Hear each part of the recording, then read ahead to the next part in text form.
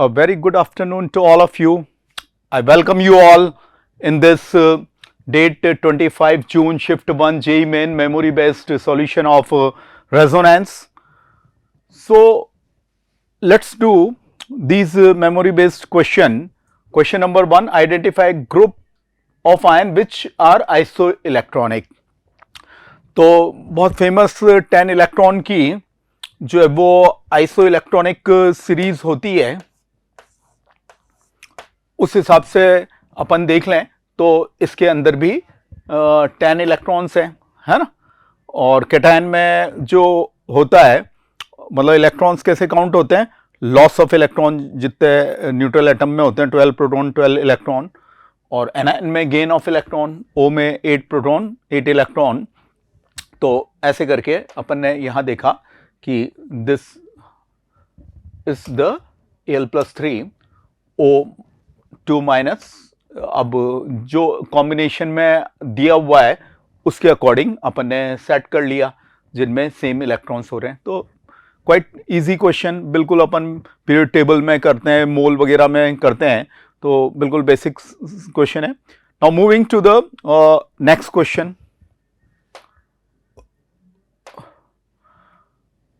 Removing an electron from how many of the following species bond strength increase होगा।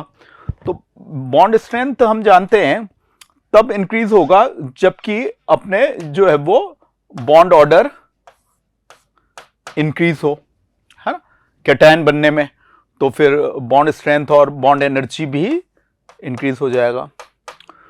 तो basically chemical bonding का MOT का ये question है। एमओटी में हम जानते हैं कि बॉन्ड ऑर्डर क्या होता है, 1/2 NB माइनस Na। तो बस जो मोनो पॉजिटिवली चार्ज आयन होगा उसमें अपन अगेन फॉर्मूला लगा के और वो चेक कर लेंगे। तो वी सी कि B2 से अपने ये जब क्या बना B2 प्लस, तो इसमें तो हुआ नहीं है। अप्रोप्रिएट सीरीज आप जानते ही हैं कि एक सीरीज क्या होती है जो है मोर देन 14 इलेक्ट्रॉन पे, एक अप टू 14 इलेक्ट्रॉन पे एमओटी की सीरीज, है ना।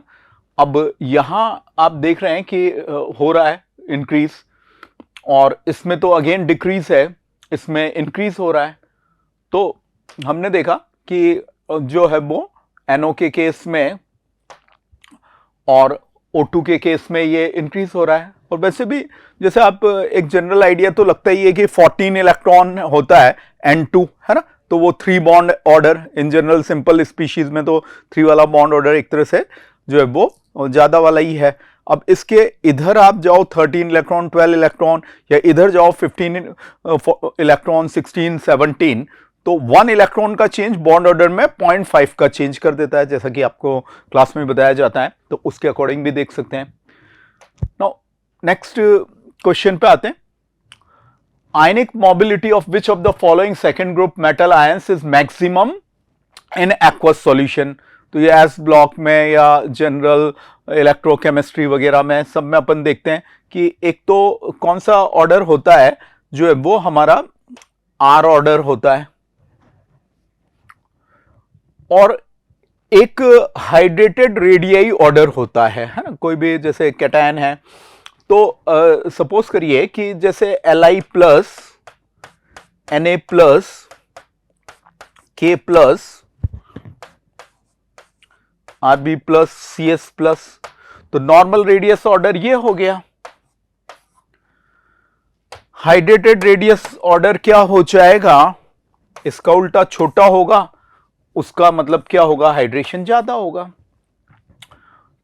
अब ज्यादा अगर हाइड्रेटेड रेडियस हो गया इसका, तो फिर इसकी मोबिलिटी जो हो जाएगी वो यहां पे जो है वो कम हो जाएगी, और अगेन मोबिलिटी बड़े वाले की ज्यादा होगी, जो Sr3+ की। तो इस हिसाब से ये तो अपने को दिया नहीं हुआ था, तो ये बेस्ट अपना ऑप्शन हो गया। उस तरह से अपन ने ऑर्डर को एक एक करके जो है वो डिस्कस कर लिया। Now coming to the next question. Davisson Germer experiment explain the wave nature of electron. तो केमिस्ट्री में जहाँ आता नहीं है बहुत डीप में, ये इतना जरूर आता है जब अपन डी ब्रोगली वेव इक्वेशन पढ़ते हैं कि इलेक्ट्रॉन की वेव नेचर को डी ब्रोगली ने दिया और एक्सपेरिमेंटली वेरीफाई करने का काम डेविसन जर्नर ने किया। एक्सपेरिमेंट का नाम क्या था? Electron diffraction. तो उसी बेसिस पे थोड़ा सा इंफॉर्मेशन है कि डेविसन जर्नर ने इलेक्ट्रॉन का वेव नेचर, जैसा कि अपन क्लास में पढ़ते भी हैं, और electron in its wave nature when undergoes interference shows diffraction pattern. तो जो डिफ्रैक्शन वेव्स की प्रॉपर्टी होती है वो मतलब इलेक्ट्रॉन ने भी शो करी।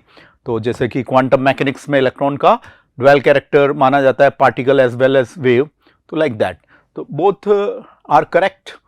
So let's take now the next memory based question of this JEE Main of 25th June paper, आज की फर्स्ट इनिंग वाला पेपर। तो नेक्स्ट क्वेश्चन क्या है?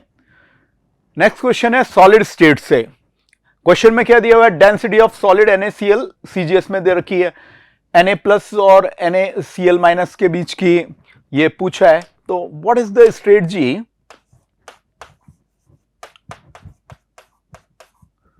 कि आस्क्ड क्या है? That is our we can say helping factor concept of the question, है ना। तो इसे बना लें। और अब अपन क्या करें कि हम ये भी जानते हैं कि जैसे NaCl स्ट्रक्चर में Cl माइनस FCC और CCP बना रहे होते हैं, और Na प्लस जो होते हैं वो कहां पे जा रहे होते हैं? ऑक्टाहेड्रल वॉइड में। ऑक्टाहेड्रल वॉइड की लोकेशन क्या होती है? एज सेंटर पे और बॉडी सेंटर पे। तो we know like 2r plus plus 2r minus is equal to a। तो इनडायरेक्टली हमें क्या फाइंड करना है? a/2। नाउ यू सी कि जो यहां पे है हमने डेंसिटी फॉर्मूला लगा दिया Zm a³/Na, और कौन से, ये हमारा कॉन्सेप्ट 3 हो गया, कौन से यूनिट सिस्टम में लगा दिया? जो है वो ग्राम पर सेंटीमीटर क्यूब CGS में। तो ये डेंसिटी अपने को दी हुई है, ये वैल्यू 4 होती है ना। अपन वी नो दिस कॉन्सेप्ट।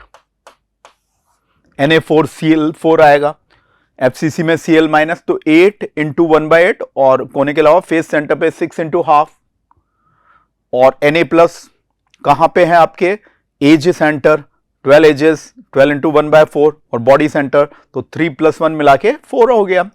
तो उस हिसाब से हो गया। Molar mass 58.5 gram per mole we know. Na Avogadro number 6.02 into 10 to the power 23। तो what is unknown hidden? A। तो A यहां से फाइंड होगा, उससे हम a/2 निकाल लेंगे। Like we have calculated from here A, then we have calculated a/2, and this is giving us the answer as equal to 1 in the whatever form they are asking us, we are solving according to that, है ना, जो है वो x into 10 to the power minus 10 and report your answer to the nearest integer। तो let's now move to the next question। तो solid state का अच्छा question था, सिंपल क्वेश्चन था, लेकिन थोड़ा सा कैलकुलेशन उसमें था। अब ये बड़ी अच्छी रिएक्शन होती है, और जैसे इनऑर्गेनिक में भी हम इसको पढ़ाते हैं कि अगर Fe3 प्लस और I माइनस है, और Fe3 plus plus Cl minus है, और Fe3 प्लस और Br माइनस है, तो इसमें रिएक्शन होती है, क्योंकि ये Fe की मोस्ट स्टेबल ऑक्सीडेशन स्टेट है। और अगर ये मतलब यहां पे अपना कैसा एजेंट हो गया, रिडक्शन हो रहा है, तो ऑक्सीडाइजिंग एजेंट, तो ये रिड्यूस हो गया, ये रिड्यूसिंग एजेंट, तो ये ऑक्सीडाइज हो गया I2। तो ये रिएक्शन हो पाती है।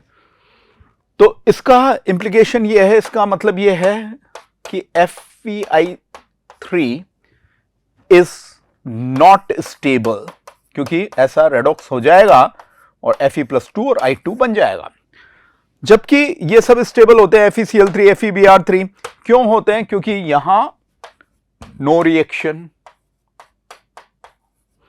रिएक्शन। तो अगर अपन इसको इनऑर्गेनिक के हिसाब से देख रहे हैं, वहां की नॉलेज के हिसाब से देख रहे हैं, केमिकल बॉन्डिंग के हिसाब से स्टेबल अनस्टेबल देख रहे हैं, तो इसका क्या होगा? स्टैंडर्ड कंडीशन में कर रहे हैं तो E0 सेल क्या आएगा? पॉजिटिव आएगा, तो डेल्टा G0 नेगेटिव हो जाएगा। और इसका दोनों का क्या होगा? इनका E0 सेल नेगेटिव आ जाएगा। डेटा इसमें दिए हुए नहीं, अगर डेटा होते तो ये नेगेटिव आता, तो फिर delta G0 is equal to minus NF E0 cell से जो है वो ये अगर नेगेटिव आता तो नेगेटिव NF तो नंबर है, वो तो मतलब नेगेटिव हो नहीं सकते, तो negative into negative E0 negative आके वो पॉजिटिव हो जाता है। इस तरह से भी हम ये क्वेश्चन करवाते रहते हैं। तो ये तो सिंपल सा है। यहां इसका OP जोड़ लो। अब आपको रिडक्शन दिया हुआ है, तो ऑक्सीडेशन में ये x वोल्ट है, -x वोल्ट, -0.54, और ये तो सही है ना? तो E0 OP और E0 RP, तो आपके ये देख लो जो है वो सॉल्व करने से -0.54 और ये प्लस, तो ये कितना गया? +0.23 वोल्ट, है ना? तो व्हाट वी हैव टू से अकॉर्डिंग टू द क्वेश्चन, इसको अपने को सेट कर देना है वैल्यू को। तो that's how we have solved it. Now let's move to the next question. तो ये सिंपल इलेक्ट्रो का बिल्कुल बेसिक वाला क्वेश्चन, लेकिन इसका डीप मीनिंग मैंने आपको बताया रिएक्शन बेसिस पे कि कौन स्टेबल होता है। Fe3 और जो है वो अनस्टेबल है ना, क्योंकि E0 पॉजिटिव आ रहा है, डेल्टा G0 नेगेटिव आ रहा है, तो वो ऐसे ब्रेक हो रहा है। +2 में जाना पसंद है आयरन को, स्टेबल, उसकी मोस्ट स्टेबल ऑक्सीडेशन स्टेट वही होती है। और I- को भी इतना प्रिय तो नहीं है कि नेगेटिव उस पर रहे, थोड़ा सा इसमें मेटालिक कैरेक्टर भी है, तो छोड़ देगा वो माइनस और वो हो जाएगी, बाकी उनमें नहीं हो पाती। किसमें? ये रिएक्शन Cl- और Br- में। तो let's now move to the next question. Strongest oxidising agent amongst the following Ti3 + Cr + 3 Fe3 + Mn + 2। तो अगर मैं इसको 3D सीरीज की मोस्ट स्टेबल ऑक्सीडेशन स्टेट से देखूं तो स्कैंडियम की 3 होती है मोस्ट स्टेबल, टाइटेनियम की 4 होती है, वेनेडियम की 3 होती है, क्रोमियम की मोस्ट स्टेबल 3 होती है एसिडिक मीडियम में, मैग्नीज की +2 एसिडिक मीडियम में, +4 बेसिक मीडियम में, आयरन, कोबाल्ट, निकल, कॉपर, जिंक इन जनरल इनकी +2 मोस्ट स्टेबल होती है। तो अभी अपन ने एक डेटा देखा भी था 0.77 वोल्ट, इससे जस्ट पहले वाले क्वेश्चन में वो रिएक्शन हो पा रही थी। Fe+3 + I- gives Fe+2 + I2, तो अच्छी टेंडेंसी है जाने की, और इसमें ये मोस्ट स्टेबल में ही दे रखा है एज पर जो भी हमें स्टूडेंट्स से मेमोरी बेस्ड डेटास मिले उसके आधार पे। अच्छा, ऑक्सीडाइजिंग एजेंट है तो रिड्यूस होगा, तो इसमें जैसे अपन ने देखा 4 है तो ऐसा कुछ है नहीं, और Mn+2 ऑलरेडी स्टेबल वाला ही है ना एसिडिक मीडियम में। तो इन सब में किसका हो जाएगा जो है वो रिडक्शन इजीली, जिससे उसको कुछ गेन हो, स्टेबिलिटी हो, स्टेबल ऑक्सीडेशन स्टेट आए, तो वो Fe+3 है, तो Fe2+ हो जाएगा। That will gives the answer, oxidising agent get reduced and most stable oxidation state इनकी बताई हुई है। Now moving to the next memory based question of today's exam, ये हमारा एक केमिकल इक्विलिब्रियम का क्वेश्चन है। ऐसा क्वेश्चन पहले भी पूछा गया है, कुछ डेटास दे रखे हैं, उनसे Kp निकाल लिया। पहला कॉन्सेप्ट ये लग गया स्ट्रेटजी में, और स्ट्रेटजी में दूसरा कॉन्सेप्ट क्या लग जाएगा? Delta G0 is equal to -2.303 RT log Kp। तो थोड़ा सा कैलकुलेटिव है, लेकिन बढ़िया क्वेश्चन है। ऐसे क्वेश्चन करवाए जाते रहे हैं स्टूडेंट्स को हमारे यहाँ रेजोनेंस में क्लासेस में। तो 4α² P 1 - α², तो अल्फा की वैल्यू 50% यानी 1 में से 0.5 हो गए, 100 में 50, तो Kp आ गया। यहाँ वैल्यू पुट कर दी, सॉल्व कर लिया SI में, R की वैल्यू SI में 8.314, and that's how we can calculate it. तो अच्छा क्वेश्चन है, और according to the question pattern इसको आंसर करना है, और 2-3 स्ट्रेटजी में गिवन टू आस्क जाने में, हाउ टू अप्रोच में करके, और ये हो गया। Now moving to the next question. This the very basic type of reaction की वाइट प्रेसिपिटेट ऑफ AgCl क्या होता है बेटा, ये घुल जाता है NH4OH में। क्यों घुल जाता है? क्योंकि ये क्या करता है बोलो, कॉम्प्लेक्स बनाता है, डायअमाइन सिल्वर फर्स्ट क्लोराइड। तो क्या बना, जैसा कि अपन देख रहे हैं ये बना प्लस 2H2O। तो सारा डिटेल में पढ़ाया जाता है। सॉल्युबिलिटी ऑर्डर अपन देखें AgF, AgCl, AgBr, AgI का, तो AgF ज्यादा, फिर AgCl, फिर AgBr, AgI तो बहुत कम सॉल्युबल होते हैं, है ना। तो AgCl थोड़ा बहुत है। अच्छा, तो NH4OH में AgBr थोड़ा लिटिल सॉल्युबल होगा, AgI इनसॉल्युबल होगा, है ना, जो है वो उसका प्रेसिपिटेट। क्यों? क्योंकि उसका केस भी इतना कम है, घुलता ही नहीं है, आयन ही नहीं देता, फिर कॉम्प्लेक्स कैसे बनाएगा। तो मैंने क्या बोला, AgCl तो NH4OH में घुल जाता है क्योंकि थोड़ा बहुत सॉल्युबल है कंपैरेटिवली AgCl, AgBr, AgI की। NH4OH सॉल्युबिलिटी देख रहे हैं, लेकिन AgBr पार्शली सॉल्युबल और AgI इनसॉल्युबल, क्योंकि वो कुछ आयन ही प्रोवाइड नहीं होगा, सेंट्रल मेटल एटम और आयन ही नहीं होगा, तो फिर वो कहां से होगा। तो वो तो मतलब बहुत ही कम सॉल्युबल होता है। सॉल्युबिलिटी का ऑर्डर मैंने बोला ही सही, AgCl ज्यादा, फिर AgBr, फिर AgI। बाकी तो वैसे तो प्रेसिपिटेट ये बहुत कम सॉल्युबल ही होते हैं, लेकिन रिलेटिवली अपन ने यहां देखा। तो बढ़िया क्वेश्चन है, बिल्कुल बेसिक है, बहुत डिटेल में पढ़ाया जाता है। उसकी फर्स्ट स्टेप ही यहां पे इस तरह से आई है, तो अपन ने इसको ऐसे कर लिया, ये रिएक्शन जैसा कि मैंने आपको बताया। Now coming to the next question, less amount of soap does not do cleaning action. Surface chemistry में आप जानते हो सोप क्या होते हैं, हायर फैटी एसिड के सोडियम और पोटेशियम सॉल्ट होते हैं, और जो सोप है वो लेस कंसंट्रेशन पे तो नॉर्मल इलेक्ट्रोलाइट जैसा बिहेवियर करते हैं, और हायर कंसंट्रेशन पे वो क्या करते हैं, मीजेल और एसोसिएट कोलाइट बना लेते हैं। तो मतलब हम ये कहते हैं कि मतलब क्रिटिकल मीजेल कंसंट्रेशन तो जो है वो इसमें कैसे डिफाइन हो जाएगी कि मतलब concentration above which micelle formation takes place. तो मतलब आपने अच्छे से साबुन नहीं लगाया तो वो फिर गंदगी, मैल, चिकनाई, ग्रीस का कण, पार्टिकल जाता ही नहीं है, क्योंकि वो मीजेल बना ही नहीं। तो मीजेल एक पर्टिकुलर टेम्परेचर के अबाव, जिसे क्राफ्ट टेम्परेचर कहते हैं, बनता है, पर्टिकुलर कंसंट्रेशन के अबाव बनता है, जिसे क्रिटिकल मीजेल कंसंट्रेशन बोलते हैं, तो वहां तक पहुंचे ही नहीं। तो इसमें क्या हो जाएगा, लो है यहां पे, है ना, आप थोड़ा साबुन और मलिए तो जो है वो तब वो क्या होगा, एसोसिएटेड कोलाइट बनेगा, और फिर जो भी मैकेनिज्म है क्लीजिंग का वो हो जाएगा। तो that's how we can see. तो यही चीज यहां पे लिखी हुई है। सो सरफेस केमिस्ट्री का क्वेश्चन है, एनसीईआरटी बेस्ड, वहां भी ये सब चीजें सीएमसी के बारे में दी हुई है ना। तो now move to the next question. What the next question says, how many of the following are electron deficient compound? Diborane है, बनाना बॉन्ड बना लेता है, आपको याद है 3 सेंटर 2 इलेक्ट्रॉन बॉन्ड, तो भी एवरेजिंग में क्या हुआ, एवरेजिंग में तो आप देखो मतलब जो है वो एटम तो 3 है, इलेक्ट्रॉन तो 2/3 हो रहा है। तो ऑक्टेट कंप्लीट करने की कोशिश की गई, इलेक्ट्रॉन डेफिशिएंसी दूर करने की सेकंड पीरियड में 8 वाला, लेकिन वो हो तो नहीं पाई, है ना, पूरी तो नहीं हो पाई। तो ठीक है, डेफिशिएंट है, BCl3 भी है ना। तो उस हिसाब से अपन वैलेंस के हिसाब से इन्होंने पूछा है ना, वैलेंस के हिसाब से ऑक्टेट नहीं, इलेक्ट्रॉन डेफिशिएंट। तो अपन जानते हैं कि हाइड्रोजन लिथियम 2 चल जाता है, उनका तो उतना ही वैलेंस है, तो ठीक है, वो खुश हैं 2 में। लेकिन सेकंड पीरियड वाले तो आप जानते हैं कि उनमें तो मैक्सिमम इलेक्ट्रॉन कैपेसिटी कितनी होती है, वैलेंस पूरा भर जाए तो वो 8 होती है, 2n² फॉर्मूले से, like that. So chemical bonding, easy to moderate type of question. Now let's move to the next question. तो ये मोल कॉन्सेप्ट का क्वेश्चन है, 0.02 मोल्स है, 50% हटा लिए तो 0.01 मोल हो गए, और अगेन डाइल्यूट कर लिया, कह रहे हैं 1 लीटर तक, एंड फिर और 0.0 मोल H2SO4 मिला दिए, हटा लिए, मिला दिए, जितने हटाए उतने ही मिला दिए, तो वापस किस पे आ गए अपन, इसी पे आ गए।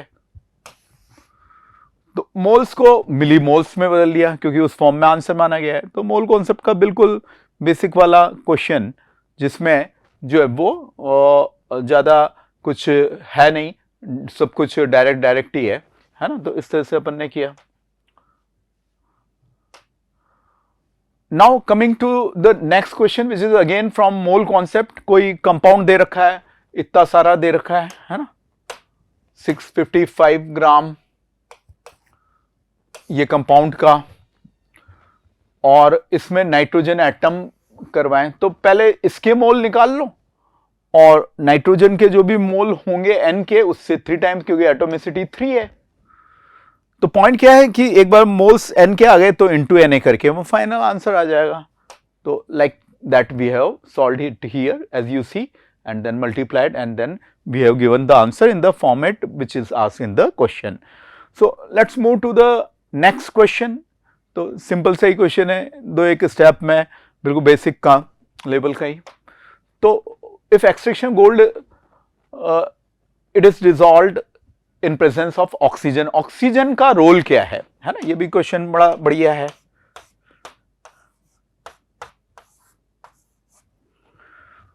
इसको ऑक्सीडाइज करने का, क्यों ऑक्सीडाइज कर रहे हैं जी, कॉम्प्लेक्स बनाएगा। सिल्वर गोल्ड की मेटलर्जी होती है, लीचिंग प्रोसेस होता है, ऐसे है ना। NaCN का डाइल्यूट सॉल्यूशन लिया जाता है एंड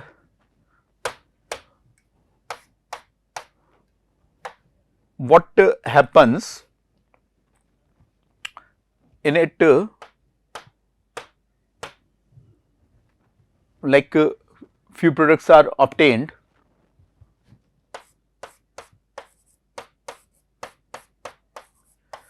ये सॉल्यूशन में घुल के आ जाता है।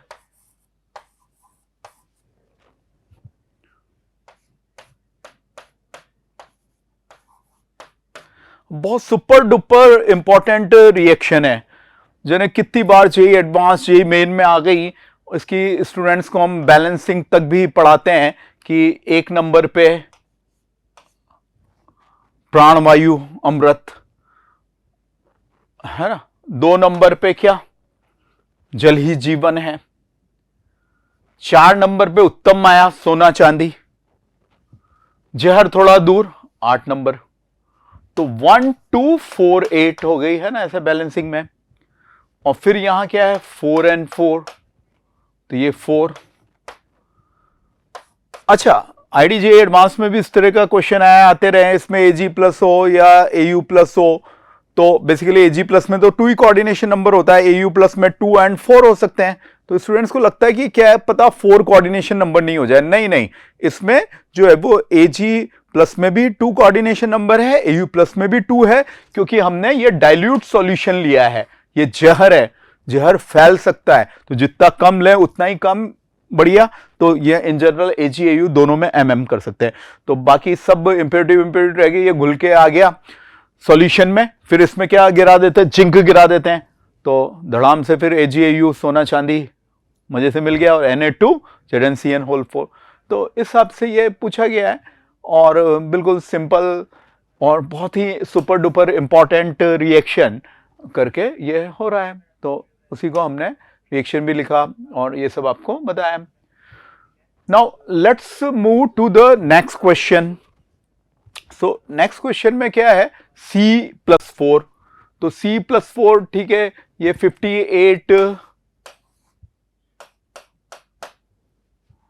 है और 54 इलेक्ट्रॉन हो गए।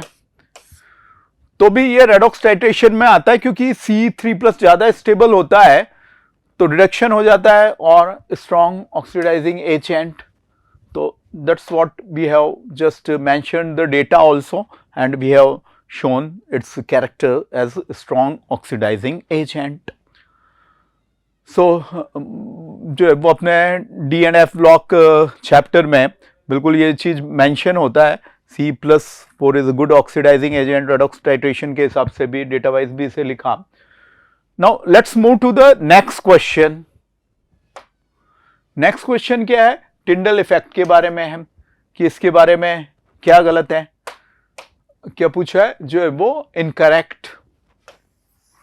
तो एनसीईआरटी बेस्ड थ्योरी आनी चाहिए, the diameter of this phase particle much smaller, नहीं, नॉट मच स्मॉलर होनी चाहिए, है ना, डिस्पर्स फेज्ड और वेवलेंथ ऑफ द लाइट, है ना, ये याद करवाते ही हैं, पहले भी ये पूछे जा चुके हैं क्वेश्चन इस तरह के।